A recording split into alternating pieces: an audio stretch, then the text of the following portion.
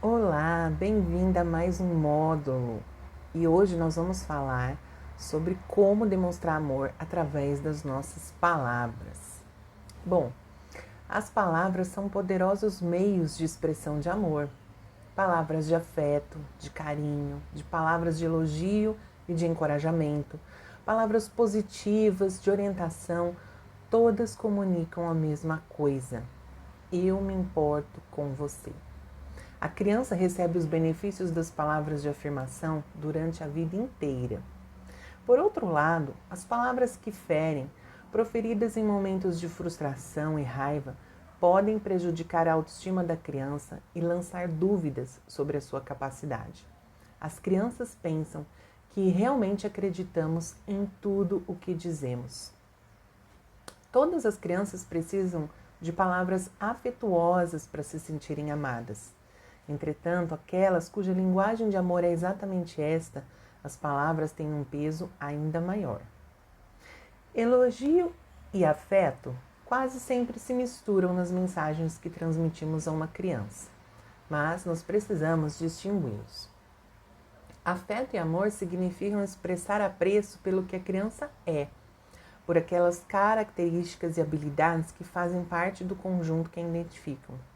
E elogio é por aquilo que a criança faz, pelas suas conquistas, comportamentos ou atitudes conscientes.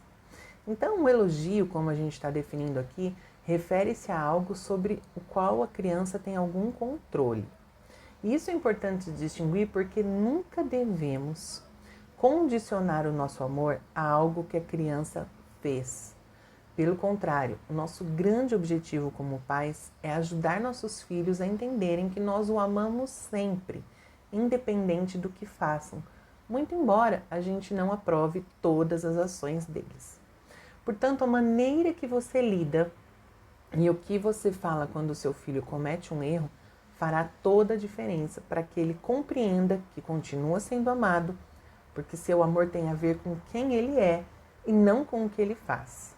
Ele é seu filho e nada poderia fazer você amá-lo menos, mesmo quando você pode se entristecer pelos comportamentos dele.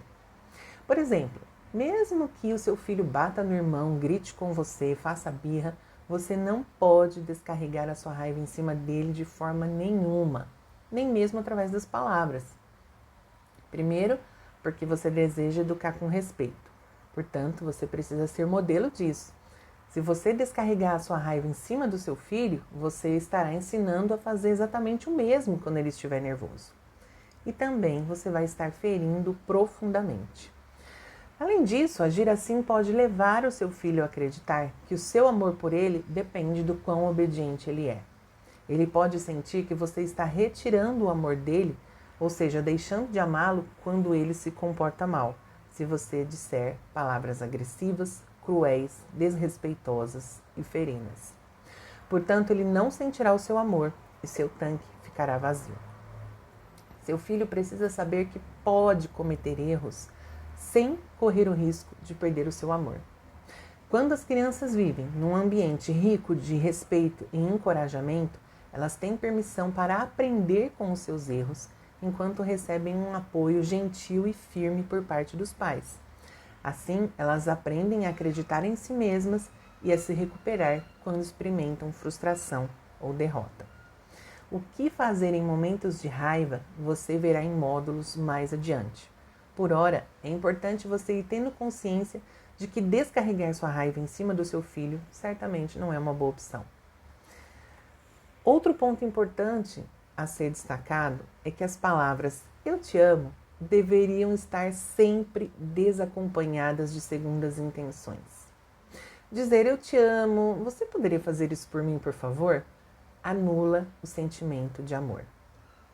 Dizer "eu te amo, mas saiba que" cancela o sentimento de amor. Dizer "eu te amo tanto, por que você fez isso para mim?" anula o sentimento de amor. A expressão "eu te amo" nunca deveria ser diluída com afirmações condicionais. Isso se aplica a todas as crianças, mas em especial aquelas cuja linguagem de amor se manifesta em palavras. Portanto, quando você for dizer "eu te amo", faça-o sem nenhuma condição extra. Um outro ponto importantíssimo da gente tratar aqui nesse módulo é sobre as críticas. Cuidado com os padrões de críticas, de condenação e negativismo, porque as crianças preferem não tentar do que viver o desencorajamento constante de não conseguir corresponder à expectativa de perfeição por parte do adulto. As crianças preferem não tentar do que viver sendo criticadas. Você acorda de manhã pensando assim: o que eu posso fazer hoje para que meu filho se sinta estúpido, inadequado e inseguro? Como eu posso destruir a autoestima do meu filho? Claro que não. Mas é exatamente isso que as críticas e os sermões fazem. Como você se sentiria se alguém te dissesse constantemente: por que você nunca me escuta? Por que você nunca me obedece? Quantas vezes eu tenho que te dizer para você guardar suas roupas? Quando será que você vai aprender a deixar as coisas organizadas? Não acredito que você faria uma coisa dessas. Por que você não pode ser mais parecida com a sua irmã? Você acharia isso inspirador? Pense bem e seja sincera. Isso te motivaria a fazer melhor? Ou você se sentiria estúpida, inadequada, insegura, com raiva? Baseado nos sentimentos que você teria, o que você decidiria fazer? Você gostaria de se retirar? Gostaria de evitar correr riscos na tentativa de evitar críticas e sermões? Você se sentiria magoado e gostaria de se vingar? Ou você agiria de forma rebelde na tentativa de encobrir seus sentimentos feridos e fingir que não se importa? Talvez você seja a pessoa extremamente rara que diria: muito obrigada, acho isso muito útil e tenho outras preocupações que mal posso esperar para discutir com você. É claro que ninguém reage dessa maneira diante da crítica, não é mesmo? E também é importante você estar atento que nem todos os pais fazem críticas diretas. Muitos tentam disfarçar a crítica por meio de um sermão gentil, amigável e lógico. Seus filhos não são enganados. Um sermão amigável ainda parece uma crítica para eles. Então eles geralmente desligam em legítima defesa. Mais tarde você pode dizer: você não ouviu uma palavra do que eu disse? Ou eu já te disse centenas de vezes para você ir estudar. Quem é o tolo aqui? Não são seus filhos. Sinto te informar. Se seus filhos não estão ouvindo você, mesmo depois de centenas de vezes, quantas vezes você precisa para entender que o que você está fazendo não está funcionando? Bom, por que muitos pais ainda usam as críticas e os sermões mesmo vendo que elas não funcionam? Primeiro, porque eles não sabem mais o que fazer. Os pais muitas vezes se sentem estúpidos, inadequados e inseguros e tentam encobrir esses sentimentos até de si mesmos, reagindo impensadamente. Segundo, porque muitos acreditam que as críticas e os sermões realmente motivam os filhos a fazerem melhor. Mas muitos não pensaram nos resultados de longo alcance desses métodos, então simplesmente reagem sem pensar. E terceiro, porque eles acham que não estão fazendo seu trabalho como pais se não fizerem algo. Não sabendo como fazer seu trabalho de forma eficaz, eles reagem de forma impensada. Eles adotam uma estratégia de ganhar ou perder sem perceber que, se ganharem, isso fará com que o filho seja o perdedor. Como você pode ver nesses 3 pontos que eu acabei de citar, a maioria das críticas e sermões são resultado de uma reação impensada, em vez de uma ação ponderada, baseada em conhecimento e habilidades. A maioria dos pais tem boas intenções. Eles realmente querem motivar seus filhos a fazerem melhor. No entanto, eles não entendem que as crianças se saem melhor quando se sentem melhor, não quando se sentem pior. E aí vem uma frase clássica de Jane Nelson que diz: de onde tiramos a ideia absurda de que, para fazer uma criança se sair melhor, primeiro temos que fazê-la se sentir pior? Então, como podemos de fato ajudar nossos filhos a se saírem melhor? A maioria dos pais não percebe a importância da educação parental. Eles sabem que precisam de treinamento para qualquer outro trabalho, seja pedreiro ou neurocirurgião. No entanto, para o trabalho mais importante do mundo, que é a parentalidade, alguns pais acham que é um sinal de inadequação buscar educação e treinamento. Que bom que você não é esse caso. E a seguir estão algumas coisas específicas que você pode fazer para motivar de verdade seus filhos a fazerem melhor. Críticas e sermões não fazem parte dessa lista. Bom, as 3 primeiras coisas que eu vou citar aqui têm a ver com o que você pode fazer. A primeira delas é demonstrar amor incondicional. Lembrando, você pode pensar que ama seu filho incondicionalmente, mas será que o seu filho está recebendo essa mensagem? Quando criticada ou repreendida, a criança geralmente acredita que só é amada quando corresponde às suas expectativas e tem a sensação de que quase nunca consegue fazer isso.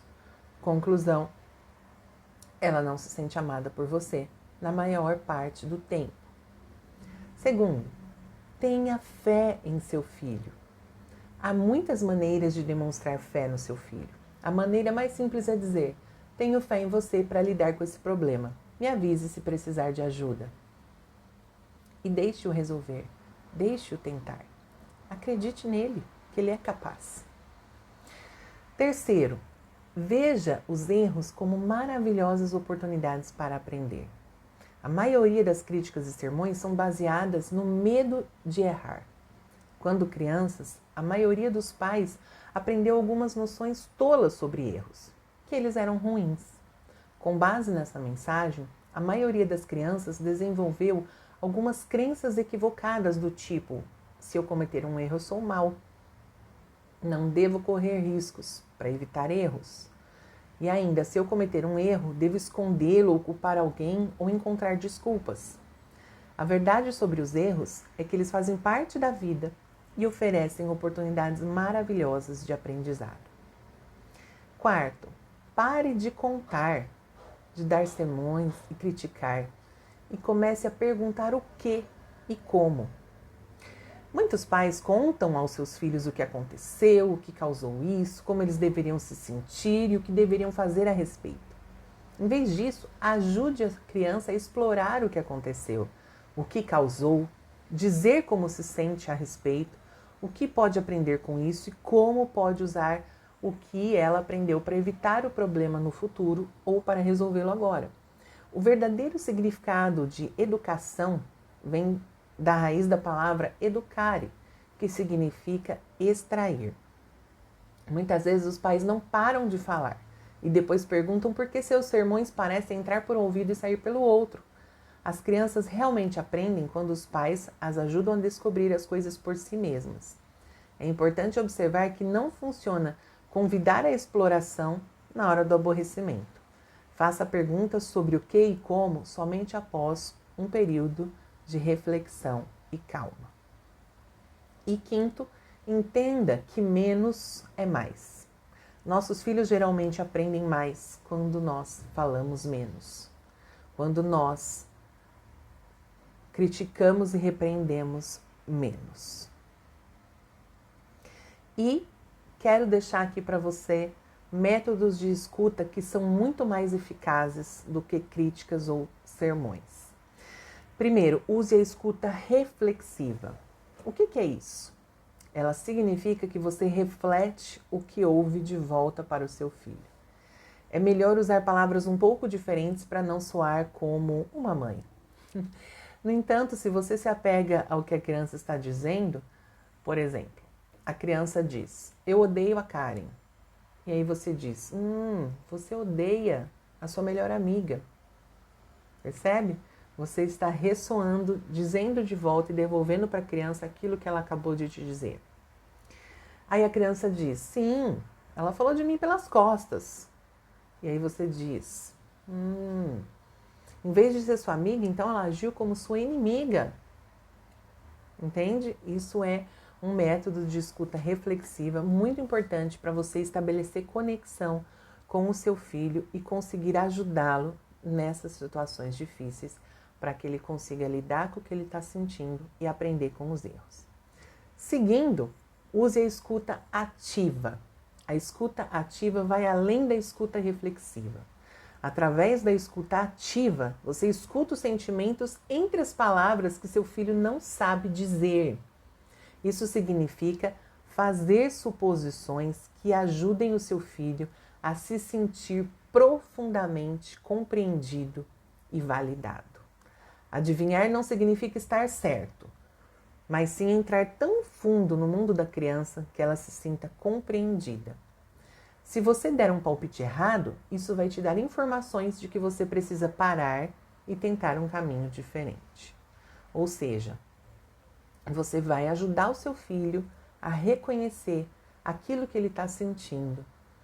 Você vai captar o sentimento por trás das palavras para ajudar o seu filho a se conhecer mais, perceber o que ele está sentindo, porque somente quando ele entender o que ele está sentindo é que ele vai conseguir encontrar de fato uma solução para aquele problema. No mesmo exemplo, isso seria mais ou menos assim. Quando o seu filho chega e diz, eu odeio a Karen, você diz assim, poxa, você parece estar muito bravo com a sua melhor amiga. E aí seu filho pode prosseguir dizendo, sim, ela falou de mim pelas costas. E aí você diz, poxa, me parece que você está se sentindo traída.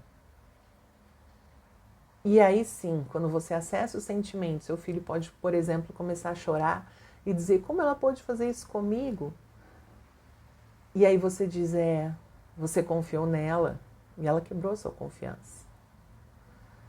Então seu filho chora porque acessou o verdadeiro sentimento, está se sentindo profundamente conectado a você, no sentido de estar se sentindo profundamente visto, compreendido, validado nos seus sentimentos. E nessa situação, você está numa ótima posição para instruí-lo. Por isso que você não tem como ensinar através das críticas e dos sermões, porque a crítica não te leva a esse lugar de conexão com o seu filho. Muito pelo contrário, a crítica ou o sermão desconecta, faz a criança desligar completamente do que você está falando e resistir a você, porque ela sente justamente o oposto, ela sente que você não a compreende, tá? Então, quando você age assim, ouvindo, dizendo para a criança, devolvendo para ela aquilo que ela está falando, ajudando ela a entender o que ela está sentindo, ela se sente profundamente conectada a você. E aí sim, você pode ajudar seu filho a se sentir melhor e a buscar uma solução para o problema, percebe? Outro exemplo, seu filho pode dizer, eu te odeio. Ao invés de você revidar isso, dizendo, nossa, eu faço tudo por você, e você ainda vem falar que me odeia, ou seja, ao invés de você criticar o seu filho, diga por meio da escuta reflexiva, eu acho que você deve estar muito zangado agora, porque você acha que eu estou passando muito tempo com o bebê, não é? Perceba, você pode adivinhar o que o seu filho está sentindo. Você pode treinar muito a sua empatia, se colocar no lugar do seu filho, tentar enxergar a situação sob o ponto de vista dele. Isso vai te levar a entender e imaginar como o seu filho está se sentindo. E aí você vai fazendo essas tentativas de adivinhar como ele está se sentindo. E aí ele vai te dizendo se você está no caminho certo ou não. Você ainda pode dizer, você está muito zangado, porque é muito frustrante quando você não consegue algo que realmente deseja. A escuta ativa só é eficaz se você usar um tom de voz amigável e estiver realmente tentando entender o ponto de vista da criança. Não funciona tentar disfarçar a crítica ou um sermão em nome da escuta reflexiva, dizendo coisas do tipo, você só está com raiva porque não pode fazer do seu jeito o tempo todo. Percebe? A escuta ativa muitas vezes ajuda a criança a se sentir compreendida. Isso leva a criança a se sentir pertencente e significativa. A escuta ativa muitas vezes leva à cessação do mau comportamento porque uma criança que se comporta mal é uma criança desencorajada. Quando a criança sente que você a ouviu, sente que você a compreende, ela se sente amada. E isso, muitas vezes, em muitos casos, já é o suficiente para que ela se sinta melhor. Uma outra dica que eu gostaria de te dar é: faça perguntas que estimulem a curiosidade. Quando as crianças fazem algo irritante, muitas vezes nós somos tentados a usar críticas ou sermões. Quando eles estão com raiva, podemos sentir a necessidade de nos defender, nos explicar ou dizer a eles como eles deveriam se sentir de maneira diferente. Quando as crianças estão chateadas, podemos sentir a necessidade de resolver seu problema ou dar um sermão de como resolvê-lo. Essa é uma forma sutil de crítica que diz: você não é capaz de lidar com os problemas. Você pode ajudar seu filho a explorar sentimentos mais profundos ou a resolver as coisas usando você como uma caixa de ressonância, perguntando: você pode me contar mais sobre isso? Você poderia me dar um exemplo? Há mais alguma coisa que você queira dizer sobre isso? Tem algo mais? Tem algo mais aí? Você pode perguntar qualquer outra coisa várias vezes antes que seu filho não consiga pensar em mais nada. Esta pergunta ajuda seu filho a se aprofundar na sua própria sabedoria e recursos. Confie no seu feeling para saber para onde ir a partir daqui. Pode ser que seu filho se sinta satisfeito por ter uma caixa de ressonância. Você pode perguntar: gostaria da minha ajuda para fazer um brainstorm de possibilidades? E evite a tentação de ajudar se seu filho não pedir a sua ajuda. Quinta dica: ouça de boca fechada. Como é muito difícil para muitos pais evitar criticar, dar sermões ou falar demais, pode ser útil ouvir com os lábios fechados. Você pode deixar seu filho saber que você está ouvindo atentamente, dizendo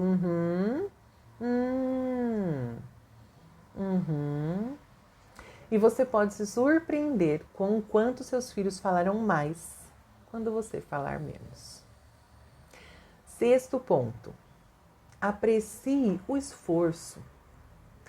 Pare de buscar perfeição ou o resultado final concluído com sucesso. E daí se seu filho não arruma a cama tão bem quanto você?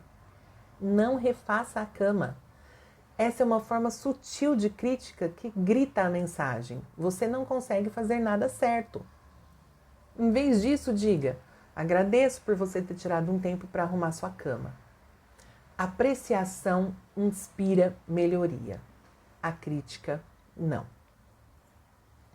Sétimo ponto: envolva os seus filhos em criar rotinas. Tá? Envolva os seus filhos na criação das rotinas. Quando você tem um quadro de rotina matinal, por exemplo, o quadro se torna o chefe. Em vez de você ficar repreendendo, criticando: você não arrumou a cama ainda, você ainda não escovou seus dentes, eu já falei 1 milhão de vezes para você ir tomar banho. Né? Você pode simplesmente perguntar ao seu filho: o que vem a seguir na nossa tabela de rotina? As crianças se sentem motivadas quando estão respeitosamente envolvidas no processo do que precisa ser feito, ao invés de serem objetos passivos dos seus métodos de controle. Eu vou falar mais sobre rotina mais para frente, mas já quero te pontuar que a rotina precisa ser criada junto com o seu filho. Não é a sua imposição de falar: olha, filho, a partir de hoje sua rotina matinal vai ser assim, porque isso é imposição, mas é envolvê-lo na criação dessa rotina, levando em conta, dentro daquilo que for possível, as atividades que ele prefere fazer e o momento do dia em que ele prefere fazer cada uma delas. Bom, já deu para você perceber que críticas e sermões não são motivadores eficazes para ajudar seus filhos a aprender habilidades importantes que os servirão por toda a vida. Agora que você sabe disso e o que fazer em vez disso, ainda pode ser difícil quebrar o hábito de críticas e sermões. No entanto, Quando você entende os resultados de longo alcance, vale a pena o esforço. Reconhecimento de melhora é encorajador e as inspira a continuar com seus esforços. Foque no processo, no esforço e não no resultado e na perfeição. Se seu filho chega com um boletim que tirou nota 10, não diga parabéns como você é inteligente. Diga, isso significa que você se esforçou e estudou muito ao longo desse bimestre. Ou seja, você está tirando a lente de aumento do resultado final e está valorizando o esforço do seu filho. Isso, sem dúvida, vai fazer muita diferença para a vida dele. É encorajador para você mesmo e para os outros quando põe o foco no lado positivo. Busque sempre o lado positivo para olhar. E mais um item aqui que é importante a gente mencionar sobre palavras. Palavras de afirmação, palavras de encorajamento, que são maneiras da gente expressar amor para os nossos filhos. E uma outra forma de amar usando as palavras é através das orientações. Toda criança precisa de orientação. Todas as crianças são orientadas por alguém. Se você, como mãe ou pai, não for o principal orientador de seu filho, outras influências e indivíduos assumirão esse papel. A escola, a mídia, a cultura, outros adultos e ainda outros colegas, que são também orientados por alguém. Pergunte-se a si mesma se seus filhos estão recebendo orientação positiva e amorosa da sua parte. A orientação amorosa sempre tem em mente os melhores interesses da criança. Seu propósito é ajudar a criança a desenvolver as qualidades que lhe serão úteis no futuro. É comum os pais transmitirem a mensagem certa de maneira errada. Eles orientam os filhos a se manterem longe das brigas, mas seu modo duro e cruel de falar pode levá-los a se envolver nelas. As palavras de orientação precisam ser transmitidas de modo positivo. Uma mensagem positiva transmitida de maneira negativa sempre apresenta resultados negativos. Se pudermos guiá-los a objetivos positivos e importantes, eles terão menos probabilidade de se tornar presas dos perigos que queremos que evitem. Os pais que oferecem palavras amorosas de orientação observam de perto os interesses e as habilidades dos filhos e fornecem reforço verbal positivo, em assuntos que vão desde interesses acadêmicos e simples regras de etiqueta até a complexa arte dos relacionamentos pessoais. Os pais precisam expressar amor emocional aos filhos por meio de orientações verbais positivas. Esforce-se para ser um pai ou uma mãe melhor. No devido tempo, você será capaz de romper com os velhos hábitos e estabelecer novos padrões. A melhor recompensa será ver o efeito no semblante do seu filho. Com as informações que eu trarei nas próximas aulas, bem como as dicas práticas que você poderá conferir no meu e-book, que já está disponível para você, aliados ao seu esforço em aprender e à própria prática, você aprenderá a encher o tanque emocional do seu filho usando as palavras, ao invés de usar as críticas e os sermões. Tenha paciência com você. Você também está em treinamento, aprendendo novas habilidades, novas maneiras de amar e se comunicar.